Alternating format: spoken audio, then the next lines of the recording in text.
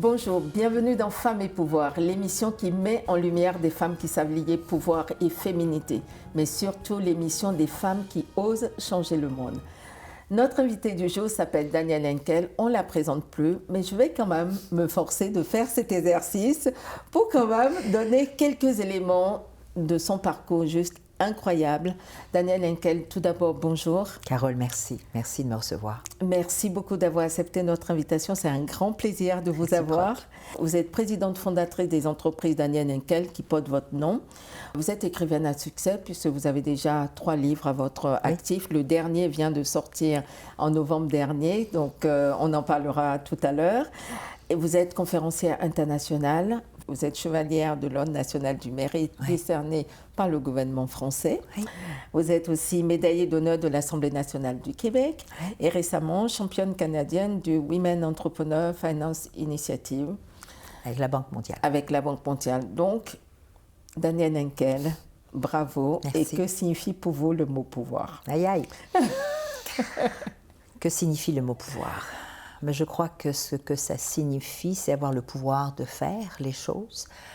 C'est de prendre conscience, en tant qu'être humain, qu'on a le pouvoir de faire ce qu'on aime faire, ce qui nous rend fort et qui nous fait du bien. Parce que souvent, on pense que le pouvoir vient des autres. Et donc, ce que je dis souvent dans mes conférences, c'est: ne donnez pas votre pouvoir ni à moi, ni à qui que ce soit d'autre, que ce soit à la maison, ou à l'école, ou à l'université. Gardez votre pouvoir tout en acceptant d'apprendre. C'est très différent. Le partage, c'est une chose. Le pouvoir de gérer sa vie selon ses valeurs, il ne m'appartient qu'à moi. Donc pour moi, c'est ça, pouvoir. Et vous le traduisez de la même façon dans votre espace professionnel que personnel, parce que votre entreprise est aussi une entreprise familiale, puisque vous êtes entouré de vos filles, vous êtes maman de 4 enfants, donc, et grand-mère aussi. 7 fois. 7 fois, donc... La vie est bonne, la vie est bonne. Donc, est-ce que le pouvoir, il se traduit de la même manière et le partage du pouvoir aussi s'exerce-t-il de la même manière dans le clan Henkel, par exemple? Mais complètement. Tu ne peux pas prôner quelque chose et faire autre chose. Ça, c'est le vrai leadership. Le leadership, c'est que j'apprends moi aussi. J'ai appris pendant toutes ces années à travailler avec mes enfants, à travailler avec des gens qui ne font pas partie de la famille. C'est des adaptations que l'on doit faire parce que, disons que quand on est fondatrice et présidente, on pense tout savoir et justement avoir le pouvoir de. Mais je me suis rendu compte que le seul pouvoir que j'avais, c'était d'abord de mieux me connaître, de savoir quelles étaient mes limites dans l'acceptation de certaines choses ou pas, et puis de savoir aussi qu'est-ce que je pouvais, justement, à quoi je pouvais contribuer. Et donc, ça a été un apprentissage à accepter le pouvoir de mes enfants, puisque c'est ce que je prône, c'est de prendre conscience qu'on a aussi le pouvoir de choisir. C'est très important, vous savez, ce que je viens de dire, c'est le pouvoir de choisir. C'est seulement nous qui avons ce pouvoir en tant qu'être humain. Mais oui, si on y pense bien, on a le pouvoir de choisir. Même lorsqu'on est dans des moments extrêmement difficiles, et je pèse mes mots, je l'ai vécu. Oui. Je ne viens pas d'une famille riche, je ne viens pas d'une famille qui a été simple, au contraire, très complexe, mais j'ai choisi de faire différent pour ma vie à moi. Je comprenais déjà que je pourrais, si j'essayais de faire les choses différemment, changer le cours des choses. Et ça, c'est très important parce que souvent, ce que j'entends trop souvent, Carole, c'est oui, mais je ne suis pas née dans la bonne famille, je n'ai pas les moyens, je n'ai pas les contacts. Eh bien, je réponds, vous vous adressez à la mauvaise personne parce que je n'avais rien de tout ça non plus. Mais ça prend du temps, oui, de la patience, du travail. Dans votre dernier ouvrage, ces différences qui nous rassemblent, que j'ai lu vraiment avec j'ai vraiment lu ça avec passion. Merci. Et j'ai trouvé que c'était sain, parce que vous remettez le point sur quelque chose qui est essentiel, dont on ne parle plus, qui est la famille. Oui. Ça a été le fil conducteur de tout ce livre, que j'exhorte vraiment les personnes qui nous regardent à lire parce que je trouve que ça permet à chacun de trouver sa place. C'est vrai. Ben, ça le dit bien, ces différences qui nous rassemblent dans ce livre qui est un essai. J'ai écrit 2 autres livres qui sont plus des autobiographies. Mais celui-ci, d'abord, je souhaitais... Nous sommes, je le dis dans le livre, à une ère d'exception. Nous sommes vraiment dans une ère d'exception. C'est l'inconnu total, à tous les niveaux. Oui. Politique, économique, humaine, démographique. Je veux dire, il n'y a pas un endroit où on regarde où on se reconnaît. Donc, dans ce livre, j'essaye de faire appel à la réflexion personnelle. La réflexion personnelle qui est très importante. Encore une fois, on revient au pouvoir. Donc, le pouvoir de réfléchir, le pouvoir de décider, le pouvoir de savoir qu'est-ce qui me convient à moi, à ma famille, à mon entourage, à ma communauté, à ma société. Tu vois, j'élargis de plus en plus, mais ça part de moi. Parce que si on ne se pose pas les bonnes questions, si on n'arrive pas à essayer de comprendre à quoi je sers et qu'est-ce qui me fait peur, parce que je parle beaucoup ici de la peur, mais le danger, c'est que nous sommes dans une ère où nous avons peur de la peur. Et c'est là où ça ne va plus. Tu ne peux pas avoir peur de la peur parce que, à ce moment-là... Tu ne fais plus rien. Mais tu es en mode attaque constante. En fin de compte, tout ce qui te semble à toi différent, alors que tout est différent. Mais tout est différent. Bien sûr. Tout. Donc, tu vas avoir peur de tout. Et tu ne vis plus. Tu te mets donc dans un cocon qui n'a rien à voir avec la réalité. Tu sors de la réalité. Et mon appel, c'est ça, c'est qu'appelez-vous la différence, puisque tout est différent. Est-ce que vous diriez que cette réflexion, c'est une approche féminine ou une approche masculine? C'est vrai que les femmes sont un atout incroyable dans cette façon de regarder les choses sur un angle différent. Un angle, oui, qui est beaucoup plus émotif, sensible, plus humain peut-être, mais je ne sais pas si les hommes ne sont pas humains, ils sont juste peut-être plus carrés. Oui. Mais encore une fois, ça ne veut pas dire que l'un est meilleur que l'autre. Je reviens à la complémentarité, d'où l'importance autour d'une table, que ce soit dans un débat, que ce soit dans une entreprise, que ce soit dans la société. Il est absolument vital, et j'insiste là-dessus, sur l'apport de la femme et des hommes pour percevoir, voir, comprendre et trouver des solutions qui sont différentes. Parce que sinon, nous sommes dans un schéma que l'on va répéter, mais qui n'a plus rien à voir avec la réalité. Et qui n'a pas fonctionné. Mais qui ne fonctionne pas du tout. Donc, encore une fois, rassemblons tous ceux qui sont différents. Oui, tous. Pas juste la femme, mais tous ceux qui sont différents par leur culture, leur génération, leur genre, leur sexe, leur mentalité, leur background. Rassemblons-nous parce que c'est comme ça qu'on va véritablement créer un vivre ensemble qui a du sens. Parce que tout ce qu'on veut, c'est quoi en bout de ligne? C'est avoir une famille, c'est avoir un toit, c'est bien manger, c'est envoyer nos enfants dans des bonnes écoles, c'est avoir un bon travail. Mais sans plus, avoir de la sécurité. C'est simple. Mais que nous arrive-t-il alors? Très bien. Sur ces mots, nous allons marquer une petite pause et on revient dans quelques instants.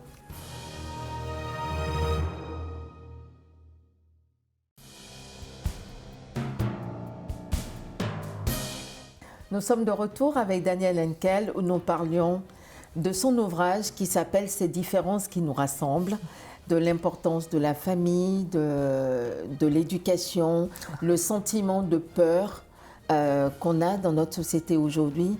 Danielle Henkel, qu'est-ce qui vous a emmené à écrire cet ouvrage? Alors, ce qui m'a emmené à écrire cet ouvrage, d'abord, c'est mon parcours en tant que femme publique depuis les 10 dernières années. J'ai aussi eu le privilège et l'honneur, et j'en suis très reconnaissante, d'avoir parcouru plusieurs pays à travers le monde et de prendre note de l'état des lieux partout à travers le monde. Et c'est unanime. Il y a un regain un peu partout sur une incompréhension de mon identité. C'est rendu identitaire. C'est rendu que l'autre devient quelque chose que je ne comprends plus, que je ne vois plus, que je ne sais plus. Je suis surprise et inquiète en même temps. Mais oui, parce que je l'ai écrit, ce livre, et je fais beaucoup de parallèles entre la France et le Québec, puisque nous sommes très proches.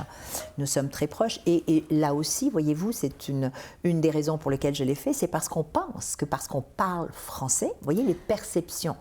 Donc, je parle beaucoup des perceptions qui sont à la base, souvent, et même trop souvent, de nos attitudes ou de notre façon justement d'aimer ou pas aimer ou de réagir de façon négative. Perception. Moi, j'ai appris il y a longtemps, vous savez, j'ai 64 ans, qu'il faut poser les questions. Si quelque chose ne me convient pas, si une personne, je ne la ressens pas, je vais lui parler, je vais lui demander. Mais c'est vrai. Et pour se rendre compte que oui, effectivement, peut-être qu'on ne sera jamais amis, mais ça ne veut pas dire que c'est une mauvaise personne. Oui. C'est juste que nous n'avons pas les mêmes valeurs ou les mêmes façons de voir les choses, sans plus.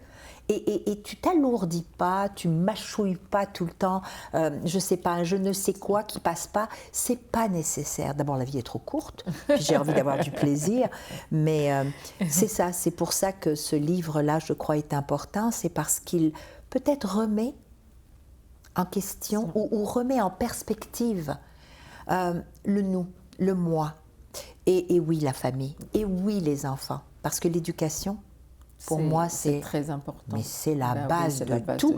Et on a tellement mélangé, Carole, ces dernières années, l'enseignement et l'éducation, on les a mis tous les deux dans la même bulle. Non, éduquer, c'est à la maison. Enseigner, c'est à l'école, à l'université, absolument. Là, on a demandé à nos écoles d'éduquer nos enfants. Ça ne peut pas fonctionner. Nous devons reprendre le flambeau. Les valeurs, ça s'éduque à la maison.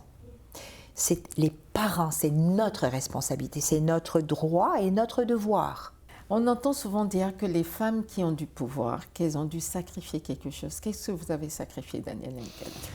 Je crois que, et je reviens là-dessus, je pense que les femmes ont sacrifié, oui, probablement plusieurs choses. Entre autres, pour certaines, leur féminité, pour d'autres, leur famille, pour d'autres, leur personne, même leurs sentiments. Ce sentiment de culpabilité qui est persistant parce qu'on a l'impression qu'on n'est pas assez à la maison, pas assez avec les enfants, pas assez au travail, on ne sait plus. On essaie d'équilibrer, mais on est entière, on est intense, hein, les femmes, on est, comme je l'ai dit tout à l'heure, on est émotive. Et vous savez, ce que j'aimerais dire pendant qu'on y est, c'est peut-être d'apprendre d'accepter ce volet de nous qui est sensible, qui est émotif. Arrêtez de le combattre, c'est qui on est. Donc oui, je vais peut-être prendre une décision qui est basée aussi sur mon émotion, l'intelligence émotionnelle. Donc il y a un équilibre entre mon intellect et mon cœur. Et c'est correct. Est-ce que je vais avoir toujours raison? Non. Est-ce que je peux me tromper? Oui. Mais je ne me dénature pas. Je ne me dénature pas. Alors oui, nous faisons plusieurs sacrifices, mais ce sont des sacrifices qui sont plutôt personnels, parce qu'on prend beaucoup de choses sur les épaules, même si quelquefois nous pourrions en prendre moins. Nous pourrions demander de l'aide. On ne sait pas demander de l'aide. Les femmes ne savent pas demander de l'aide. Non. Vous encouragez beaucoup les femmes à s'entraider, oui, à se mettre en réseau pour, oui, se parler. Oui. Est-ce que les femmes, elles sont réceptives à ce propos? Est-ce que vous notez une évolution? Oui. C'est un propos qui devient de plus en plus clair, qu'on ose, enfin moi j'ose, je vais parler pour moi puisqu'on parle de moi, j'ose le mettre sur la table, j'ose dire aux femmes, vous n'avez aucune idée de la puissance que nous pourrions avoir si nous avions un tant soit peu cette volonté de véritablement tenir la main de l'autre avec ce que l'on peut et ce que l'on a au moment où on l'a. Ça peut être un café, ça peut être un sourire, ça peut être une écoute, ça peut être de l'argent, ça peut être un contact, peu importe. Que ça devienne une seconde nature. Vous avez mentionné les hommes tout à l'heure, et souvent on dit, ben oui, le boys club. Mais il faut arrêter de dire ça, parce que c'est leur façon de faire. Depuis la nuit des temps, ils ont appris à se regrouper avec leurs cigares, leur whisky. Ils ont appris à bâtir un réseau, à s'entraider. C'est naturel. Et c'est ce qui fait qu'aujourd'hui, facilement, un homme, parce que c'est une seconde nature, s'il vient d'obtenir un poste ou un poste sur un conseil d'administration, son premier réflexe, ça va être d'appeler ses chums et de les inviter, de parler et de savoir qu'est-ce qu'on peut faire ensemble. Mais nous, alors, pourquoi est-ce qu'on ne ferait pas pareil? Pourquoi est-ce qu'on ne fait pas pareil, d'ailleurs? Mais oui, mais je crois que souvent, on nous dit, mais vous les femmes, vous êtes compétitives. Je rêve du moment où on va arrêter de nous dire ça. Oui. On est peut-être compétitive, oui, mais on ne devrait pas l'être entre nous. Entre nous. Non, non, on devrait être compétitive sur des projets, sur des façons de faire, pour justement un avancement. Une compétitivité, c'est jamais malsain, mais elle ne devrait pas stopper l'évolution de l'autre, des autres, ni de la nôtre. C'est ça surtout. Au contraire, moi je dis souvent qu'on est comme une mosaïque, chacune a ses couleurs. Et puis la beauté de la mosaïque, c'est ce mix de toutes les couleurs. De toute façon, elle va briller dans son ensemble. Tout à fait.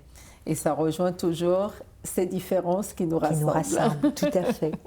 Est-ce que vous avez une phrase, un proverbe ou un adage qui illustre votre personnalité, vos engagements ou vos propos? J'en ai une qui me colle à la peau, que j'aime beaucoup d'ailleurs, merci de poser la question. C'est « Lorsqu'on m'a mis ou qu'on m'a fait mettre un genou à terre, j'ai toujours gardé le deuxième pour me relever. » Très bien. C'est de vous? C'est de moi. C'est de moi. Parfait. Ouais, c'est de moi, vraiment. Si vous étiez un homme ou une femme d'État, lequel ou laquelle seriez-vous et pourquoi? Si j'étais un homme ou une femme d'État, waouh. C'est drôle, hein? Mais tout parti pris, non pris. Oui. Donc, pas une question de parti, pas une question de couleur, rien du tout. La personne, le personnage, chez nous au Québec, je dirais René Lévesque. Très bien. Et pourquoi? Pourquoi? Parce que c'est un grand. Parce que voici un homme qui a, depuis le premier jour, travaillé pour et avec son peuple, ses citoyens. Il n'a jamais pensé à son pouvoir personnel. Tout était pour l'amélioration des conditions de ses citoyens. Et ça, je dis waouh, c'est fantastique, oui. C'est merveilleux. C'est le premier qui me vient comme ça. Il n'y avait pas de jeu de pouvoir. Il y avait qu'est-ce qui est bon pour mon peuple. Pour mon peuple. Ouais. Toujours dans ce sens, si vous aviez un jour pour changer le monde, par quoi commenceriez-vous? Par nous parler. Recréer le dialogue. La communication manque désespérément. Oui, on est connecté, mais on est totalement déconnecté de l'humain. Oui, tout à fait. Nous n'avons plus de sens. En fin de compte, si je devrais dire quelque chose, c'est peut-être redonner du sens à nos vies, à notre raison d'être, à notre passage sur cette terre. Nous redonner un sens. Ouais. Très bien. Si vous étiez un animal, lequel seriez-vous et pourquoi? Quelle bonne question. Un aigle. Oui. Un aigle. Dans la vraie vie, dans mon signe, je suis une chèvre, donc je grimpe. Je grimpe les montagnes les plus arides. Hein, et malgré les setbacks, hein, malgré les reculs, malgré la peur, malgré le précipice, ben, je continue de grimper. Mais honnêtement, un aigle. C'est magnifique, un aigle. Je trouve que c'est puissant.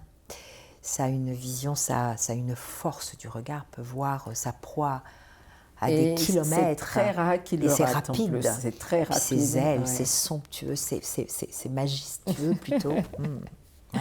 En préparant cette rencontre, on vous a demandé de nous apporter un objet, une photo, en tout cas quelque chose qui pour vous symbolise le pouvoir ou la féminité. Qu'est-ce que vous nous avez apporté? Ou à quoi avez-vous pensé? Ben, je n'ai pas apporté parce que ça serait difficile de l'apporter, mais je crois sincèrement, à mon humble avis, que ce qui caractérise le mieux et qu'on ne pourra jamais enlever le pouvoir des femmes, c'est le fait qu'elles sont les seules à être capables de donner la vie. Très bien, le plus grand excellent. des pouvoirs. C'est ça. Oui, absolument. Absolument. Si une petite fille regarde cette entrevue et déclare « Quand je serai grande, je voudrais être Danielle Henkel », qu'est-ce que vous lui diriez? Alors j'aurais envie de lui dire « Quel honneur d'être ton inspiration. Mais ne grandis jamais pour être Danielle Henkel, grandis pour être toi, avec les valeurs que tu viens de choisir chez Danielle Henkel. » Vous êtes une femme de pouvoir, vous êtes une belle femme de pouvoir, vous savez lier le pouvoir et la féminité. Oui. Vous transmettez autour de vous l'envie, vous aimez creuser chez l'autre, c'est ce que je retiens de cet entretien, vous aimez creuser chez l'autre ce qui est beau. Oui. Et vous l'aidez à développer cette beauté sans que ça ne vous fasse de l'ombrage. Tout à fait. Donc je trouve que c'est vraiment très élégant. Donc j'aimerais, en une phrase, pour conclure cette entrevue, vous êtes une femme de pouvoir. Est-ce que vous pouvez me dire quel est votre super pouvoir? La communication. Très bien. Mais merci beaucoup, Danielle. Ça a été vraiment un pur bonheur. J'ai passé un très bon moment. Et une fois de plus, je rappelle à quel point j'ai été ravie de lire le livre et je le recommande à toutes les personnes qui souhaitent. C'est aux éditions Plomb. Oui. Et je pense qu'on peut le trouver sur Amazon. Tout à fait. Et je serai en tournée d'ailleurs en France, au Luxembourg, en Belgique et en Suisse les 2 premières semaines de mars où je lancerai le livre. Il sortira le 5 ou le 8 mars justement au moment de la femme et j'espère que ce sera un ouvrage que les gens peut-être aimeront, je le souhaite de tout mon cœur parce qu'il est là pour apaiser. Très bien, je le souhaite aussi. Merci. En tout cas. Merci beaucoup. Un plaisir, Carole.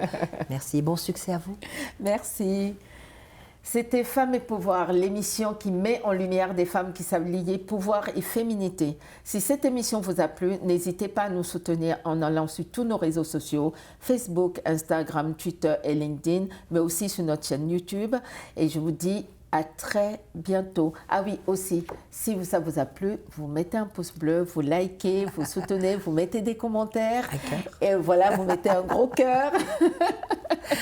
Et vous pouvez aussi aller sur notre site www.femmesetpouvoir.org. Je vous dis à très bientôt. Merci.